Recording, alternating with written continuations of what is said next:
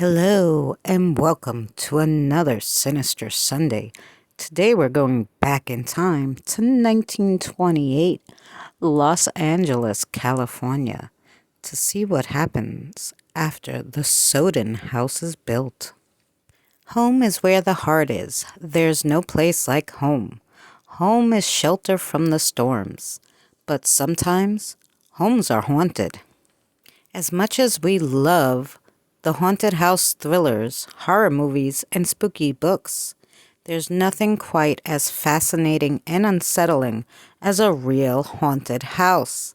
And as it turns out, there's no shortage of alleged haunted houses.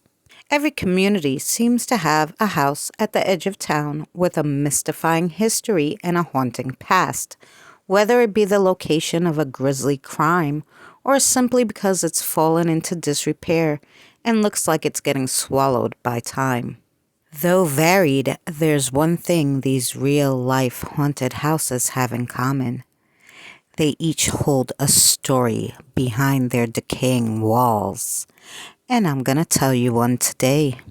This is the story of the Sowden House in Los Angeles, California. This Mayan rival home designed by Frank Lloyd Wright Jr., the son of the legendary architect Frank Lloyd Wright, towers over Franklin Avenue at the bottom of the Los Feliz foothills.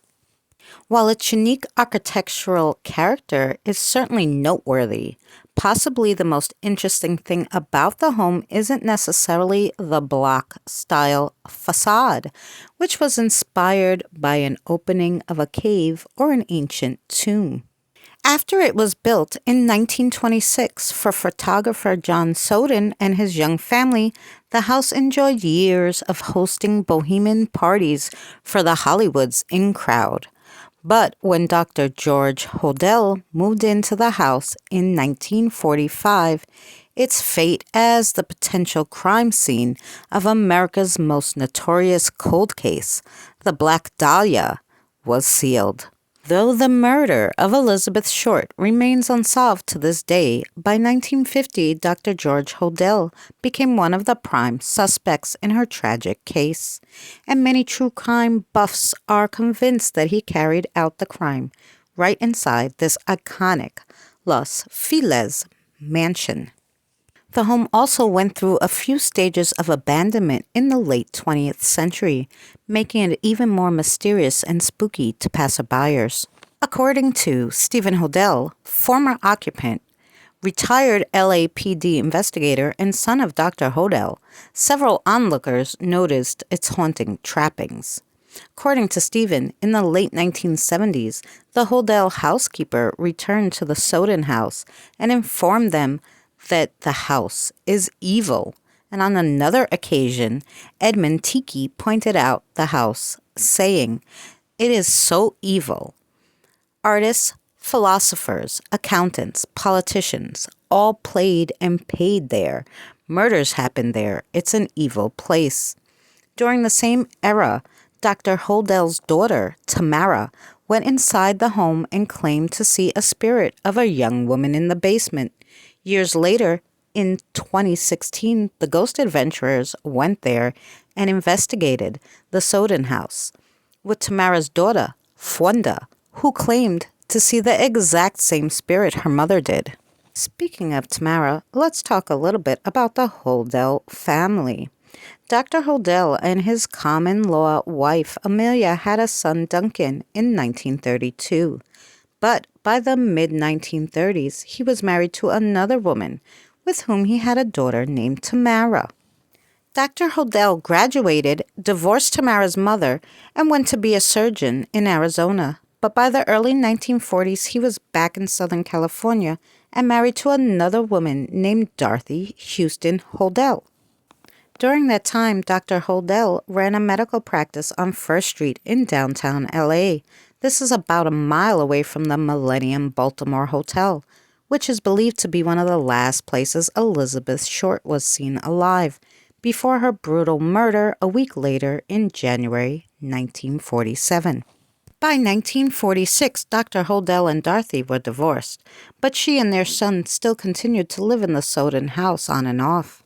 While Elizabeth Short and Dr. Holdell lived near each other and ran in similar circles, he wasn't on the investigators' radar until 1949, when his daughter, then 14-year-old Tamara, told authorities she was being abused by him in the Sowden House. The authorities searched the Sowden House and seized some predatory photographs and what authorities called pornographic art objects. Prior to him getting counsel, he said these things must have happened. Despite that damning testimony, his highly regarded and successful lawyer, Jerry Geisel, helped him build a case, and George was acquitted in the early 1950s. During Tamara's case, one of the witnesses, a boarder named Joseph Barrett, told them that Tamara said to him, "This house has a secret passageway. My father is the murderer of the Black Dahlia. My father is going to kill me and everyone in this household because he lusts for blood and is insane." Because of this claim, along with the accusations of incest brought against Dr. Holdell, that put him on top of the suspect list in the Elizabeth Short case. The lead investigator decided to bug the Sowden House, and many incriminating statements were caught on tape during the 24/7 surveillance period, and several other witnesses were interviewed to make a case against Dr. Holdell as Elizabeth Short's murderer. However, even with all this supposed proof, in 1951, Dr. Holdell and his family left Los Angeles behind for Honolulu. Shortly thereafter, they closed the case and cleared Dr. Holdell, a decision that baffles many today given the apparent evidence against him. According to Honolulu's records, Dr. Holdell remarried again and became a psychiatrist for the county hospital. George and his then fourth wife, Hortensia, moved to the Philippines and had several more children before divorcing. He met his fifth and final wife, June, in Tokyo, before they moved back to San Francisco in the late 1900s. When Dr. George Holdell died in 1999, his then-wife June gave all his effects to his son Steve. Steve, who was a retired decorated Los Angeles homicide detective, knew that his father was a suspect in the Elizabeth Short murder. He was hoping to clear his father's name. However, Steve ultimately uncovered information that convinced him that his father most likely did commit the crime. In 2003, Steve published The Black Dahlia Avenger to chronicle his findings, including eyewitness testimonies, a physiological profile, and physical evidence such as construction work receipts that are still on file in the library that match evidence found with Short's mutilated remains. The case was never solved, and researchers and historians continue to try to bring justice to Short's memory. The experts remain torn on who the killer was, largely due to the numerous lists of suspects, lost and tainted evidence, and the sensationalized nature of the investigation. Dr. Holdell's reputation was enough to lend the Sowden House an air of notoriety and accusations of hauntings. Dr. Harold Mazur in 1951 bought the Sowden House the same year Dr. Holdell fled to Hawaii, and the family lived in the home until they either rented it out or just let it sit empty between the 1960s and the 1980s, when then one of Dr. Mazur's children moved in. For years, neighborhood residents reported that the Sowden House looked like it had fallen into disrepair, and even it appeared to be abandoned. The family finally ended up selling the Sowden House to a designer developer in 2001. Though many of the original details have been preserved over the decades, the interior has been updated to suit modern tastes.